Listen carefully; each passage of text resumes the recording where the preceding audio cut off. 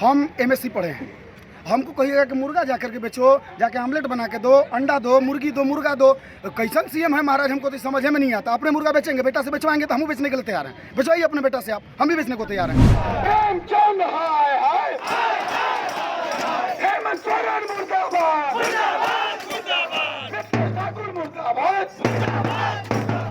मंत्री जी का फॉर्च्यूनर खरीदने के लिए पैसा है, अब 8,000 देने के लिए इनके पास पैसा नहीं है।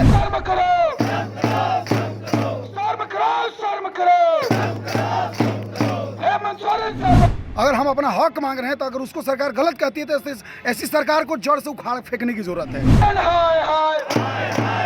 माननीय मिथिलेश ठाकुर जी, ये बात आप सुन लीजिए। आज आप मंत्री हैं तो आप जितना उड़ रहे हैं हवा में, हम लोग भी छात्र हैं, हम लोग भी जो है नौकरी करने वाले युवा हैं। 8,000 की नौकरी कर रहे हैं ना, आने वाला समय में आपका पसीना छोड़ा नहीं दिए तो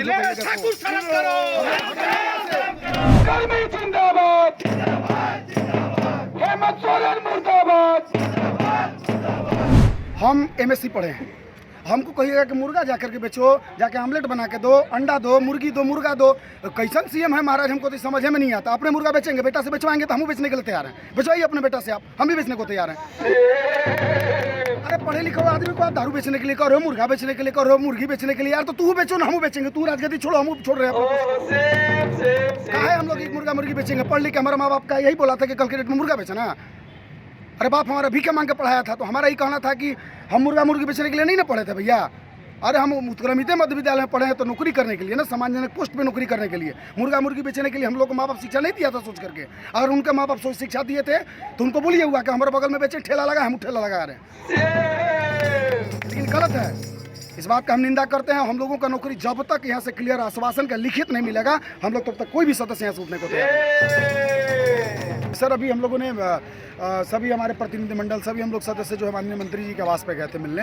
मंत्री जी का रवैया ऐसा था, अड़ियल रवैया था, जो हम लोगों को बेहद शर्मनाक, ऐसा बयान और ऐसा हम लोगों के साथ जो बातचीत हुआ संतोषजनक नहीं लगा सर। और हम लोग को संतोषजनक, हम लोग एक संघ में निर्णय लिए हैं, जब तक 1 साल भी बैठना पड़ेगा माननीय मिथिलेश ठाकुर जी, ये बात आप सुन लीजिए। आज आप मंत्री हैं तो आप जितना उड़ रहे हैं हवा में, हम लोग भी छात्र हैं, हम लोग भी जो है नौकरी करने वाले युवा हैं। 8,000 की नौकरी कर रहे हैं ना, आने वाला समय में आपका पसीना छोड़ा नहीं दिए तो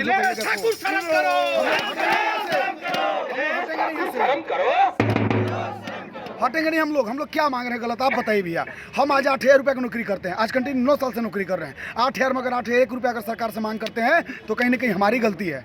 हम 8,000 1 रुपये नहीं ना मांग रहे हैं, हम आपसे टीए नहीं मांग रहे हैं, डीए नहीं मांग रहे हैं। हमें नहीं करें कि हमको अतिरिक्त भत्ता दो, आप कुछ तो नहीं मांग रहे हैं। बस हम यही मांग रहे हैं कि 8,000 का 8,000 रहने दीजिए, हमको 5 साल के लिए समायोजन कर लीजिए। तो कौन सा गलती मांग रहे हैं भैया? अगर हम अपना हक मांग रहे हैं तो अगर उसको सरकार गलत कहती है तो ऐसी सरकार को जड़ से उखाड़ फेंकने की जरूरत है, हमें लगता है। नियुक्ति वर्ष है, सरकार 2 साल पूरे कर रही है जी, और नई नियुक्तियां तो छोड़ दीजिए, पुरानी नियुक्तियों पे इस तरह से तलवार लटका हुआ है जी। क्या संदेश जा रहा होगा? सर हमें तो बहुत मतलब हंसी आ रही है। सरकार की ये जो सोच है ये बहुत बेहद शर्मनाक ये है। मतलब उनका जो सोच है नियुक्ति वर्ष का ना, कहीं ना कहीं हमें लगता है कि बहुत बेवकूफ़ी वाली बात है। इस जनता को इस प्रकार के बरगला करके वोट लेना, युवाओं को वोट लेकर के और आने के बाद सत्ते में आने के बाद 2 साल हो गया। कोरोना का टाइम तो सर अभी नहीं है ना, कोरोना तो अभी बड़ा नहीं है। नियुक्ति वर्ष कहाँ कर रहे हैं आप? अरे जो बचा है आंगनबाड़ी धरना पर है, पारा शिक्षक धरना पर है, क्या बोलते हैं आपको, सहायक शिक्षक धरना पे है, जेपीएससी वाले लोग धरना पे हैं। कैसा नियुक्ति वर्ष है? सरकार जो बचा हुआ पोस्ट जो पहले से 8-10 साल से नौकरी कर रही है उसको तो अब बचा नहीं पा रहे हैं। ये नियुक्ति वर्ष कैसा है सर? ये तो पूरा बिल्कुल, इस बात का मैं सरकार का निंदा करता हूँ। बेहद शर्मनाक नीति है, ये गलत है। ये कहीं नियुक्ति वर्ष नहीं है, ये सब बुर्बक बनाने के लिए पब्लिक को करते हैं लोग।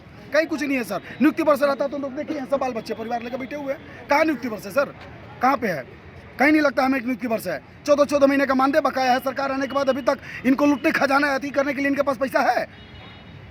मंत्री जी का फॉर्च्यूनर खरीदने के लिए पैसा है, अब 8,000 देने के लिए इनके पास पैसा नहीं है। शर्म करिए इस सरकार को। निंदा करते हैं हम लोग इस बात का। हम लोग जब तक लड़ाई को जीतेंगे यहाँ से नहीं, कल से आमरण अनशन स्टार्ट करने जा रहे हैं। हमको डर नहीं है कोई मंत्री विधायक और सांसद से। बैठेंगे यहाँ पर, जब तक नहीं जीतेंगे तब तक यहाँ से हटेंगे नहीं, चाहे इसके लिए जो भी कुर्बानी देना पड़ेगा।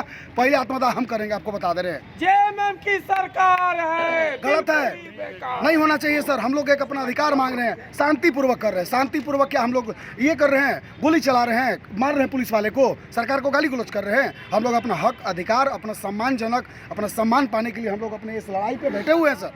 अगर इस पे कहीं कुछ अगर है गलत है तो बताइए, हम क्या गलत बोल रहे हैं। हम तो नहीं कर रहे हैं कि आप हमारा ये फैसिलिटी कर दो, हमको ये दे दो, कर दो। मेरा भैया जो पैसा था वो रहने दो ना, वही रहने दो, हम उसी में खुश हैं आपके साथ। हमें पैसा नहीं चाहिए बढ़ा करके। लेकिन मेरा कहने का अर्थ है, मैं 8 साल से नौकरी कर रहा हूँ, मेरा सर्टिफिकेट के हिसाब से उम्र ख़त्म हो चुका है नौकरी करने का। अब हम कहाँ जाएंगे बताइए आप? अब फिर से तो हमको इंटर देना पड़ेगा, चाहे फिर से LKG UKG पढ़ेंगे तब है ना, तब तो बाल बच्चा पता चला कि बाल बच्चा हमारे साथ पढ़ने लगेगा फिर। तो कैसे नियुक्ति वर्ष है भैया? हेमंत सोरेन जी के दिमाग में नहीं हट रहा है ये सब चीज़, मिथिलेश ठाकुर के दिमाग में नहीं हट रहा है।